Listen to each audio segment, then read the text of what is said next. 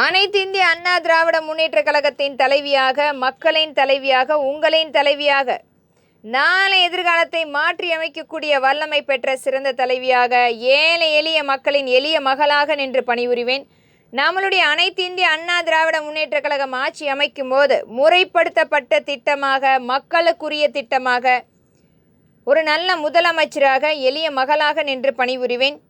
என்றென்றைக்குமே மக்களுடைய குறைகளை கேட்டு அதற்குரிய திட்டங்களாக வடிவமைத்து கொண்டிருக்கிறோம்.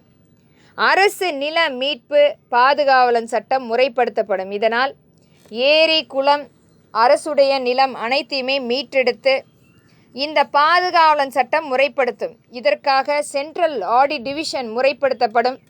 ஒரு கடுமையான சட்டமாக கொண்டு வந்து அமலாக்கம் செய்யப்படும். இன்றைக்கும் சென்னையில் ஆங்காங்கே ஏரிகளை அழித்து மக்களுக்கு தெரியாமல் விற்று இன்றைக்கு சென்னையில் மிகப்பெரிய ஒரு ஆளுமை சக்தியாக வாழ்ந்து கொண்டிருக்கிறார்கள். ஆனால் ஒரு நடுத்தர வாழ்க்கை வாழும் அந்த மக்களுடைய இயலாமையை பயன்படுத்தி இன்றைக்கு அவர்களுடைய வாழ்க்கையை அழித்து கொண்டிருக்கிறார்கள். இது போன்ற அனைத்துக்கும் தீர்வு கண்டுபிடிக்கும் திட்டமாக இந்த பாதுகாவலன் சட்டம் முறைப்படுத்தப்படும்.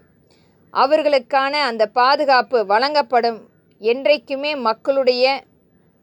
அவர்களுடைய வாழ்க்கையை மேம்படுத்தி கொடுப்பதற்காக மட்டுமே நம்மளுடைய அரசியல் இன்றைக்கும் நம்மளுடைய அனைத்து இந்திய அண்ணா திராவிட முன்னேற்ற கழகம் உழைத்து கொண்டிருக்கிறது.